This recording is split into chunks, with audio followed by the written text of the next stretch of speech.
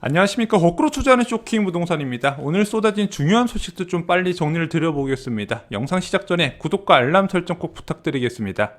자, 오늘 나온 세 가지 중요한 뉴스 좀 정리를 드리겠습니다. 첫 번째, 금융시장의 검은 목요일. 두 번째, 추가 신규 택지 지정 공식화 부분과 세 번째, 종합부동산세 세제 개편안 확정 부분입니다. 자, 이렇게 중요한 소식이 하루에 쏟아지기도 쉽지 않은데 여기에 담지 못한 내용들도 꽤 있었습니다. 일단은 가까이 중요한 부분이 워낙 크기 때문에 하나하나 세부적으로 설명드리겠습니다.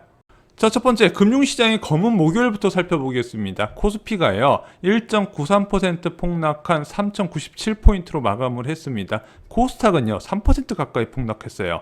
991포인트로 마감을 했습니다. 자, 코스피가 3,100포인트가 무너진 게 4개월 만이라고 하네요. 게다가 원달러 환율은 1,176원으로 6원 급등한 상태에서 마감이 됐습니다. 전일 이제 기재부에서 구조 개입했고 실제 미세 조정까지 들어가면서 환율이 1,180원 넘어서는 거를 오버슈팅이다 해서 간신히 틀어 막았거든요. 그런데 하루도 안 돼서 다시 급등을 했다는 부분이죠. 한동안 이제 정부에서는요, 1,180원대를 기준으로 보고 이 이상 갈 경우에 좀 개입을 지속할 것으로 보입니다. 자, 정부가 환율에 개입하는 경우는요, 딱 한 가지예요. 한쪽 방향으로 급속하게 움직일 때죠. 자, 오늘 시장 분위기를 침체시킨 주요 원인은 다 아실 겁니다. 연준 7월 FOMC 회의록이 공개됐는데 여기서 연내 테이퍼링 시작을 논의하는 내용들이 포함이 돼 있었다고 합니다. 다수 위원이 연내 테이퍼링 착수가 타당하다고 언급을 한 거예요. 테이퍼링이 뭔지 다 아시죠? 지금 미국 연준에서 1,200억 달러의 자산을 매입을 하고 있고 그 매입으로 통해서 시중의 유동성을 풀어주고 있는데 그 유동성 풀어주는 걸 서서히 줄여나간다는 것이 바로 이 테이퍼링입니다. 자, 이 안에 회의록에서 보면요, 인플레이션 목표는 달성했지만 고용지표 달성은 아직 부진하는 것에 대체로 동의를 했다, 이런 내용도 포함이 돼 있어요. 그래서 블룸버그 이코노믹스는 9월 FOMC에서 테이퍼링 신호를 제시하고 11월에 공식 발표, 12월을 시작으로 할 것이다 전망을 했습니다. 근데 뒷부분에서 이거보다 좀 앞당겨질 수 있는 부분에 대해서 좀 말씀을 드리고자 합니다. 자, 여러분들 아시다시피 최근 제롬 파월 의장은요, 개선된 7월 고용지표 개선에 대해서 언급이 없었어요. 실업률도 좋아지고 비농업 고용지수도 시원하게 94만 명 기록을 했는데 그 어떤 언급이 없었습니다. 연준 위원들은 계속해서 이야기를 해요. 야, 이제 비두기적 성향을 가진 사람들도 이제는 테이퍼링 해야 되는 거 아니냐? 왜 고용지표 봐봐, 저렇게 회복되고 있잖아. 그러면은 금리 인상은 좀 먼 미래 이야기라도 먼 미래 이야기지만 테이퍼링이라도 먼저 시작해야 된다, 이런 이야기 계속 나오고 있는데 제롬 파월 의장은 여전히 그 긴축 가능성에 대해서 아무런 이야기를 하지 않았습니다. 현지 시간으로 17일 교사와 학생을 대상으로 한 온라인 행사에서 별다른 긴축 신호를 주지 않았어요. 다만 경제 회복세는 지속되고 델타 변이 확산이 경제에 중대한 영향을 미칠 영향은 확실하지 않다. 그렇지, 영향을 안 줄 수도 있다, 이렇게 봤던 겁니다. 이건 대한민국 한국은행도 비슷한 부분이에요.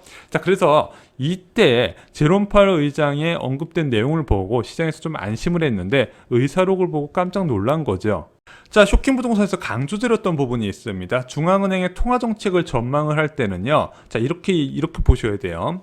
많은 부작용을 부르는 저금리 정책 등은 명분이 있어야 된다. 자, 그래서 미국 같은 경우는 고용지표와 물가를 보는데 이 고용지표에 가장 우선시를 한다는 부분이죠. 그런데 이 고용지표가 3월부터 6월까지 뚜렷한 개선의 흐름이 없이 지지부진한 모습을 보였단 말입니다. 자, 그러면은 중앙은행은 당연히 저금리를 지속시키면서 이 고용지표가 회복되는 걸 기다려야 돼요. 자, 그래서 개선이 나올 때까지 현재의 완화적 통화정책을 지속한다는 걸 분명하게 밝히게 됩니다.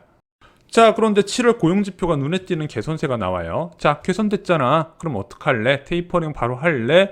그렇게 바로 한 번에 방향을 바꾸진 않았습니다. 지속적인 모습을 보여야 된다는 거죠. 그래서 보통 대한민국 같은 경우는 한 1분기 정도는 보거든요. 미국에서도 아마 8월, 9월 지표까지 확인할 가능성이 있다고 보고 있습니다. 그 이후에 1분기 정도 고용지표가 개선된 게 보이면 강한 긴축 신호를 보낼 수가 있다는 부분이죠. 그래서 아까 저희가 말씀드렸던 12월 테이퍼링 시장 전망보다는 더 당겨질 수 있는 부분도 염두를 해두셔야 돼요. 왜? 7월 FOMC에서는 이 개선된 고용지표를 확인이 안 됐기 때문입니다. 지표가 나와야 그 통화정책의 변화도 시작이 된다는 거예요. 자, 그런데 우리가 궁금한 건 과연 증시의 충격이 어느 정도냐 이거죠. 2013년 6월처럼 10% 이상 폭락할 것이냐. 물론 이번 테이퍼링 관련된 부분 앞당겨지면서 발표가 될 겁니다. 자, 분명히 호재는 아니에요. 자산시장에서 유동성 파티의 끝을 알린다는 거죠. 하지만 긴축 과정 시기에 과거 사례를 보면 주식은 오히려 더 상승을 한 겁니다. 자, 계속해서 금리가 올라가면서 시중의 자금이 예금이나 채권으로 가면 주식시장이 악재가 아닌가요? 아니에요. 왜냐면은 긴축을 할 수 있다는 것은 경제가 좋다는 뜻이고, 이 좋아진 경제를 바탕으로 기업 실적이 개선돼서 내재 가치가 변한다면 당연히 주식시장의 매력은 살아있다는 부분이죠. 그래서 오히려 긴축 과정에서 주가가 하락하는 경우는 그렇게 많지는 않았다는 겁니다. 그래서 많은 전문가들이 이 테이퍼링 공포가 돌아오면 오히려 줍줍의 기회다. 저도 좀 그 부분은 동의를 한다 말씀을 드렸습니다. 자, 그런데 증시는 이런데요. 기업의 내재가치 변화가 일어날 수 있겠지만 부동산은 아니에요. 긴축에 따라서 부동산 시장의 조정은 더 크게 일어날 수 있고, 특히 금리가 올라가면 올라갈수록 전세시장 불안은 더 확산될 부분, 저희가 다음 영상에서 전세 관련된 좀 중요한 부분을 언급드리겠습니다.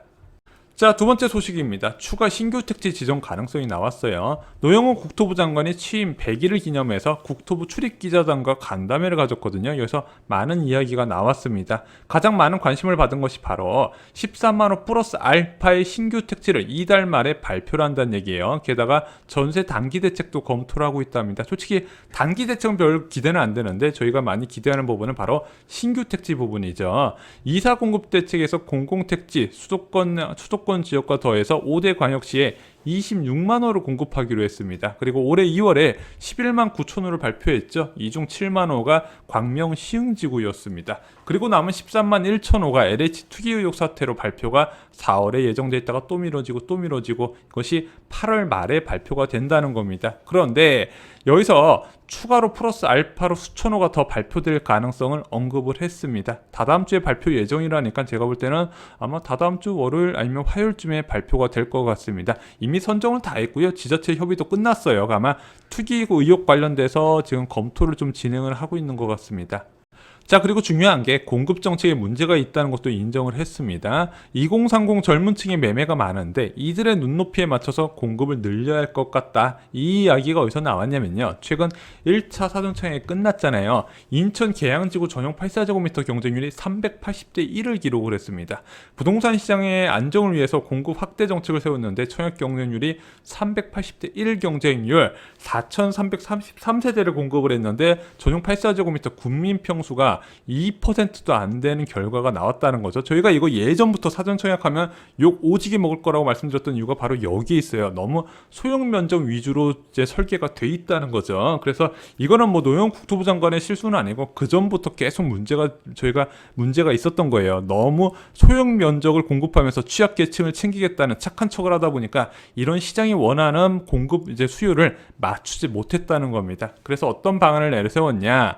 민영주택 사전청약 확대 방안을 다음 주 중에는 발표할 수 있을 것이다. 왜? 이 민영주택은 전용 84제곱미터 등 더 초과하는 중대형 면적이 많기 때문에 사전청약을 통해서 공급을 하기 때문에 야, 중대형 원하는 사람들은 이걸 원해라. 이렇게 이야기를 한 건데 일단 사전청약 관련된 민영주택 사전청약이 다음 주에는 발표가 될 것 같네요. 그런데 전 개인적으로 신규 택지의 공공주택 공급 계획 좀 다시 세웠으면 좋겠습니다. 국민주택 있잖아요. 임대주택하고 공공분양이다.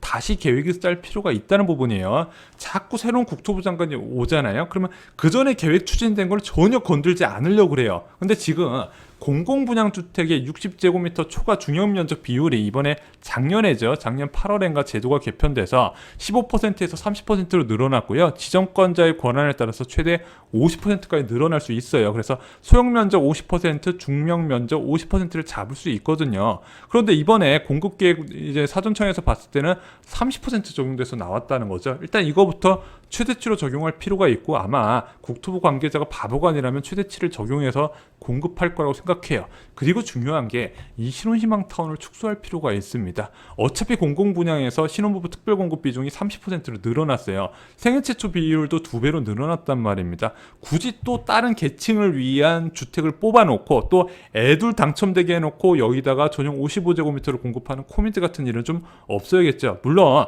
다 없을 필요는 없겠지만 축소시키고 일반 분양을 늘릴 필요는 있다는 겁니다. 그것도 면적을 넉넉하게 해서요. 또한 초소형 임대주택 용지를 분양주택 용지로 전환할 필요가 있습니다. 왜냐하면 이번에 3기 신도시에 기반이 되는 공공주택 특별법 보면은요, 임대 비율이 35% 이상으로 정해져 있어요. 자, 이 임대 비율이 많다는 건 문제가 아닌데, 이 임대 비율뿐만 아니라 분양주택에서도 임대 아파트가 계속 늘어나고 있거든요. 소셜 믹스한다 그래가지고 지금 공공 분양을 쪼개가지고 신혼희망타운 공공 분양, 그리고 행복주택, 신혼부부를 위한 행복주택을 공급하는데 거주 가능 기간이 10년밖에 안 되네. 자, 이런 황당한 조치가 계속 나오고 있고요. 민영주택에서도 앞으로 임대주택 들어갈 거예요. 그러면은 임대주택이 분양 물량 깎아먹으면서 늘어나게 되면 당연히 임대 아파트 공급 부지가 줄어들어야 되잖아요. 그 부분에 대해서 아무런 이야기가 없다는 거예요. 이 부분도 바꿔야 되고요. 특히 전용 면적 40제곱미터 이하의 공공임대는요, 준주거나 상업용지를 활용해서 용적률을 올려서 최대한 많이 공급하고요. 아파트 용지는요, 3, 4인을 위한 아파트를 늘려야 된다는 부분이죠. 지금 무엇이 심각한지 알면은 국토부 장관이 20, 30대가 어떤 주택을 원하는지 파악했으면 기존 계획부터 좀 바꿀 필요가 있는데 자꾸 기존 건 안 건드리려고 그러더라고요. 자, 세 번째 소식입니다. 종합부동산세 1주택자 공제 기준이 확정이 됐어요. 9억 원에서 11억 원으로 올라갔습니다. 현재 종합부동산세 공제 기준은 세 가지가 있습니다. 1세대 1주택자가 단독 명의로 보유할 경우에 9억까지 기본 공제가 되고요.